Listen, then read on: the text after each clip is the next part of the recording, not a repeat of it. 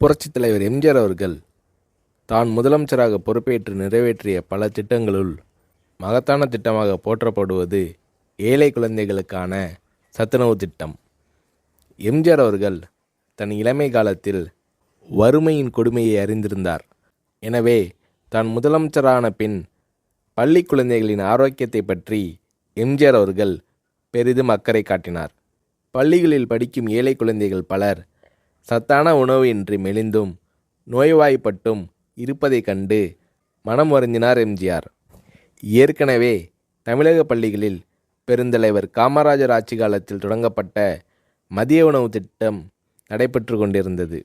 எம்ஜிஆர் அத்திட்டத்தை 1/7/1982 அன்று சத்துணவு திட்டம் என்ற பெயரில் பயனுள்ள திட்டமாக மாற்றினார். எம்ஜிஆர் அவர்கள் சத்துணவு திட்டத்திற்காக 100 கோடி ரூபாயை ஒதுக்கீடு செய்தார்.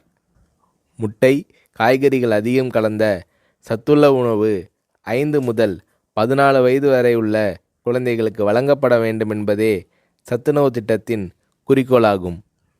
இந்திய பொருளாதார முன்னேற்றம், தொழில் முன்னேற்றம் என்பதை விட இன்றைய குழந்தைகளின் பசியும் ஆரோக்கியமும் அவசியம் என்பதை உணர்ந்தே சத்துணவு திட்டத்தை நான் அறிமுகப்படுத்தினேன் என்று சத்துணவு திட்டம் பற்றி எளிமையாக விளக்கமளித்தார் எம்ஜிஆர்.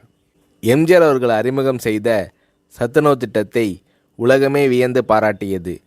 மேலை நாட்டு தலைவர்கள் மற்றும் மக்கள் தொண்டு அமைப்புகளும் இத்திட்டத்தால் ஈர்க்கப்பட்டனர்.